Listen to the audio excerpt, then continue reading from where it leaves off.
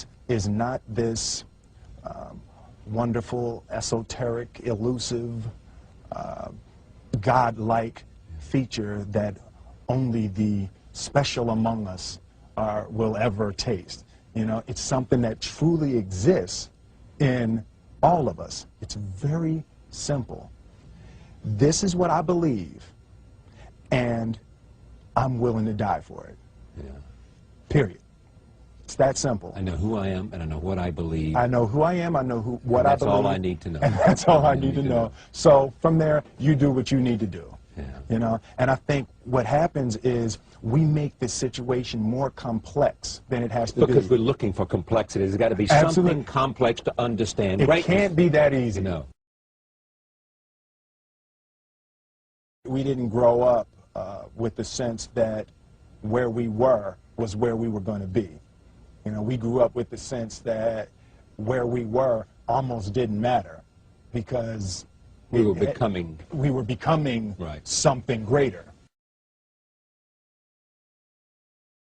The separation of talent and skill is one of the greatest misunderstood concepts for people who are trying to excel, who have dreams, that want to do things. Talent you have naturally. Skill is only developed by hours and hours and hours of beating on your craft. I've never really viewed myself as particularly talented. Where I excel is ridiculous, sickening work ethic. You know, while the other guy's sleeping, I'm working. While the other guy's eating, I'm working. There's no easy way around it. No matter how talented you are, your talent is going to fail you if you're not skilled. Mm-hmm. You know, if you don't study, if you don't work really hard and dedicate yourself to being better every single day, mm-hmm. you'll never be able to communicate with people, with your artistry, the way that you want. So the only thing that I see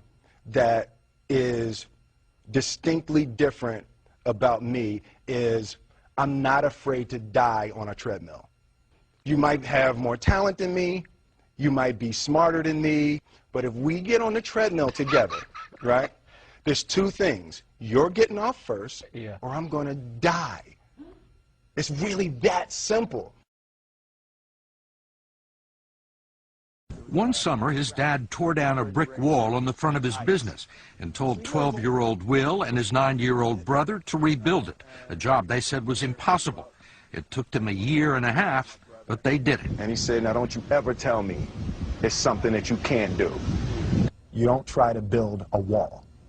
You don't set out to build a wall. You don't say, I'm going to build the biggest, baddest, greatest wall that's ever been built. You don't start there. You say, I'm going to lay this brick as perfectly as a brick can be laid. Yeah. And you do that every single day. And soon you have a wall. And soon you have a wall.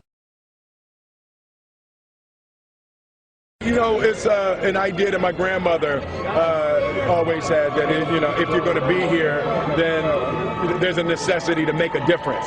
She always instilled the responsibility, the spiritual responsibility that you have to make every group you come in contact with better.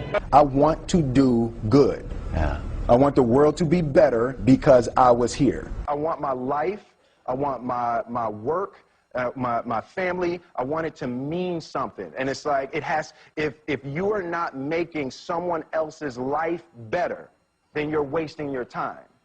You know, like your life will become better by making other lives better. I want to represent an idea. I want to represent possibilities.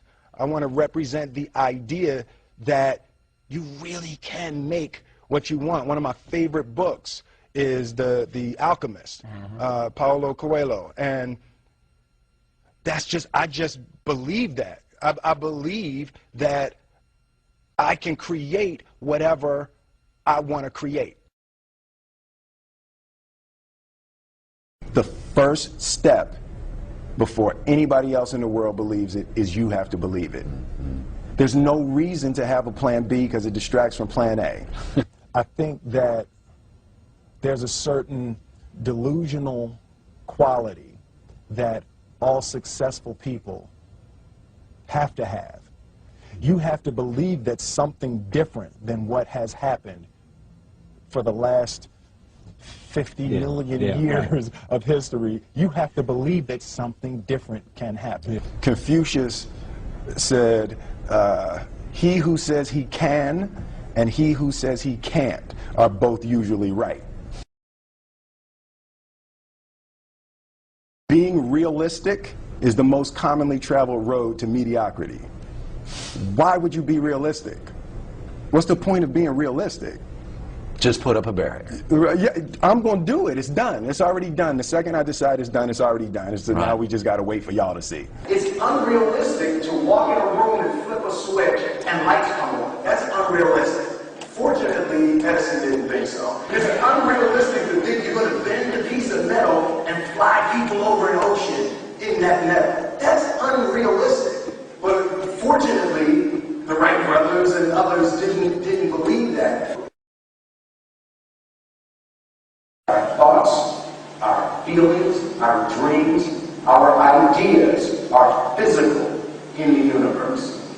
That if we dream something, if we picture something, if we commit ourselves to it, that is a physical thrust towards realization that we can put into the universe. That the universe is not a thing that's going to push us around. That the world and people and situations are not something that are going to push us around. That we are going to bend the universe and command and demand that the universe become what we want it to be. I study the patterns of the universe. There's a redemptive power that making a choice has, you know, rather than feeling like you're at effect to all the things that are happening. Make a choice, right? You just decide what it's going to be, who you're going to be, how you're going to do it. Just decide. And then from that point, the universe is going to get out your way. It's like it's water. It wants to move and go around stuff. You know, there's a flow of the universe that I've grown to know just how to go with it. I realize that to have the level of success that I want to have, it's difficult to spread it out and do multiple things. It takes such a desperate, obsessive focus. You really got to focus with all of your fiber and all of your heart and all of your creativity. I'm motivated by fear. Fear. You know? Fear of what? Fear of fear. I hate being scared to do something. And I think what developed in my early days was the attitude that I started attacking things that I was scared of. It was Franklin Roosevelt said the only fear you have to fear is fear itself. Absolutely. Remember that? Absolutely. You can't be scared to die for the truth. The truth is the only thing that's ever going to be constant. Don't ever let somebody tell you you can't do something. Not even me. All right? You got a dream, you got to protect it. People can't do something themselves. They want to tell you you can't do it.